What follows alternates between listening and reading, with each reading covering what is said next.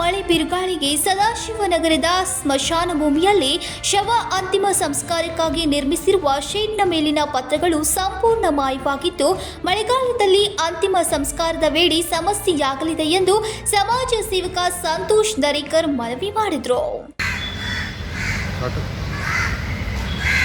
Hello, good morning. ನನ್ನ ಹೆಸರು ಸಂತೋಷ್ ದರೇಕರ್ ಅಂತ. ಫೇಸ್ಬುಕ್ ಫ್ರೆಂಡ್ ಸರ್ಕಲ್ ಹೆಡ್ ಇದ್ದೀನಿ ಮತ್ತು ಸೋಷಲ್ ವರ್ಕರ್ ಇದ್ದೀನಿ.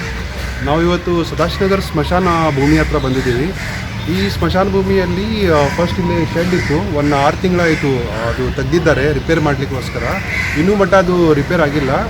ನಾವು ಇವತ್ತು ಇಲ್ಲೇ ನಮ್ಮ ಗೆಳೆಯರದು ಫ್ಯೂನರಲ್ಗೆ ಬಂದಿದ್ದೆ. ಇಲ್ಲೇ ನೋಡಿದ ಕೂಡಲೇ ಇಲ್ಲಿ ಏನೂ ಅಲ್ಲೇ ಶೆಡ್ ಇಲ್ಲ. ಅದು ನೋಡಿ ಸ್ವಲ್ಪ ಬೇಜಾರಾಯಿತು. ಅದಕ್ಕೆ ನಾನು ಎಲ್ಲ ಮೀಡಿಯಾದವ್ರಿಗೆ ಹೇಳ್ತೀನಿ, ಅದು ಸ್ವಲ್ಪ ನೀವು ಪೇಪರ್ನಲ್ಲಿ ಇಲ್ಲಾಂದರೆ ಟಿ ವಿ ಚಾನಲ್ಸ್ನಲ್ಲಿ ಹಾಕಿ ಸ್ವಲ್ಪ ಗೌರ್ಮೆಂಟ್ ಹೇಳಿ. ಯಾಕಂದರೆ ಮಳೆಗಾಲದಲ್ಲಿ ಡಿಫಿಕಲ್ಟ್ ಆಗುತ್ತೆ. ಅದು ಡೆಡ್ ಬಾಡಿ ನಾವು ಬರ್ನ್ ಮಾಡ್ತೀವಲ್ಲ, ಆವಾಗ ನೀರಿಂದ ಅದು ಸ್ಟಾಪ್ ಆಗುತ್ತೆ. ಅದಕ್ಕೆ ನೀವು ಬೇಗನೆ ಇದು ಶೆಡ್ ರಿಪೇರ್ ಮಾಡಿಕೊಟ್ರೆ ಒಳ್ಳೆಯಾಗುತ್ತೆ. Thank you.